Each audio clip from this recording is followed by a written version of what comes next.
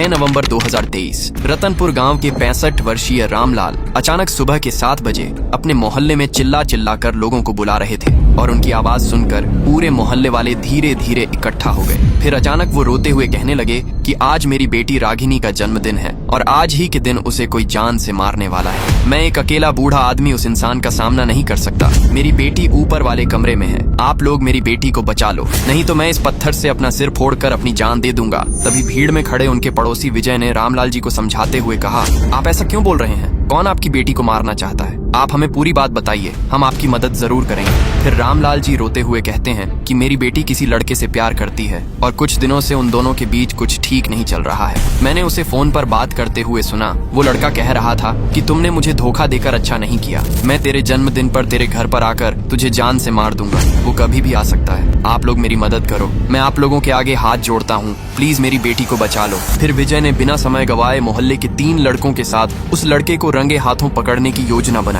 फिर सभी लोग तेजी से ऊपर वाली मंजिल की तरफ दौड़ पड़ते हैं और उनमें से एक लड़का अपने मोबाइल फोन का कैमरा ऑन करके दीवार के पीछे छिप जाता है और 2 लड़के उसे रंगे हाथों पकड़ने के लिए दीवार के पीछे छिप ही रहे थे कि तभी रागिनी का बॉयफ्रेंड अपने हाथ में गिफ्ट लेकर ऊपर की तरफ चढ़ता हुआ दिखाई दिया। फिर वो दूसरी मंजिल पर पहुंचकर जैसे ही रागिनी के कमरे का दरवाजा खोलता है तो उसकी आंखें फटी की फटी रह जाती हैं। फिर वो तेजी से सीढ़ियों से नीचे की तरफ जाता है और पुलिस को फोन लगाकर उन्हें जल्द से जल्द आने के लिए कह ही रहा था कि तभी अचानक उसकी नजर सामने की तरफ जाती है तो वो देखता है कि पूरे मोहल्ले वाले उसके सामने खड़े होकर उसे गुस्से में घूर रहे हैं और रामलाल जी उस पर अपनी बेटी को जान से मारने का इल्जाम लगा रहे हैं। तभी ऊपर गए तीनों लड़के तेजी से नीचे की ओर आते हैं और उनमें से एक लड़का विजय से कहता है, चाचा जी आप बाहर चलिए, आपको कुछ दिखाना है। फिर लड़का बाहर आकर विजय को मोबाइल में रिकॉर्ड किए गए वीडियो को दिखाते हुए कहता है, चाचा जी रागिनी का बॉयफ्रेंड तो दरवाजा खोलते ही नीचे भाग गया, वो तो उसके कमरे में गया ही नहीं और जब हमने रागिनी के कमरे में देखा तो रागिनी की डेड बॉडी उसके बेड पर पहले से ही पड़ी थी